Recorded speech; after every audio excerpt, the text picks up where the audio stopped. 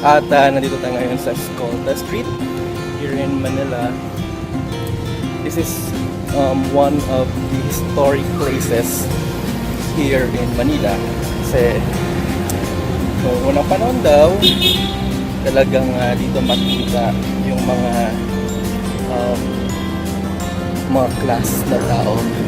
Society lives here.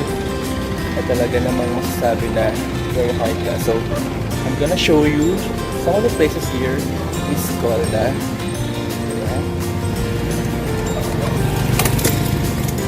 Nakita nyo, the buildings here are yung mga lumang building nandito pa rin. So, talaga na-protectan. Nasa likod ko yung office ng Philippine Postal Office. And of course, it is the Pasig River. At Manila is very beautiful. Basta maalagaan lang na maayos. I like it going here. Medyo mamoy nga lang. Pero it's nice. We're here at Escolta Street here in Manila. At napakatahimik dito. And I like it here. Sana marami pang places like this sa Manila na tahimik, and then konti lang yung mga sasakyan, so that marami mga taong who can stroll, who wants to stroll here. Just like here in Escolta. Walking on the street here in Escolta is parang nostalgic yung pakiramdam. So you can see all buildings here na talagang years, century, no, not century, almost.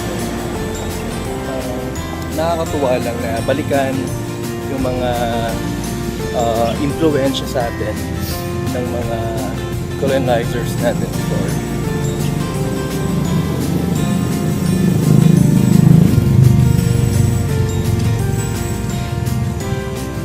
So that's Escolta, and we're walking downtown Santa Cruz, Manila naman. And once it is, tingnan itong building na ito. It's very beautiful. It's nice to see yung mga ganitong shop dito. Of course.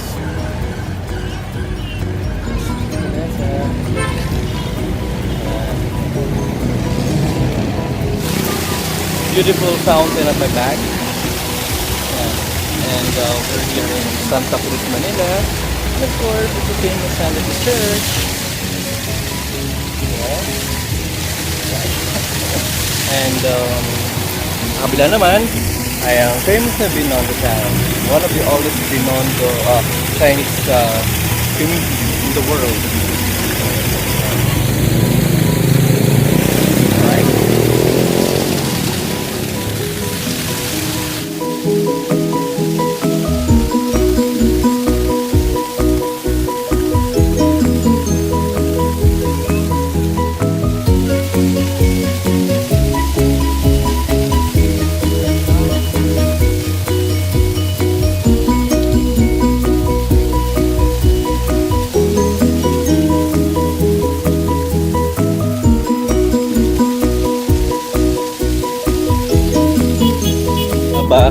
Pag sinabing Manila, ang Binondo.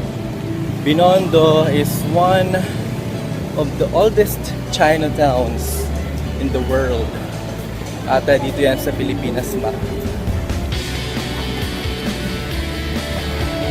Napaka-rich ng kultura ng mga Chinoy ang tawagin dito sa Binondo. And it is also one of my favorite spots here in Manila. Kasi pag nandito ako, pakiramdam ko sa ibang mundo. And really like it.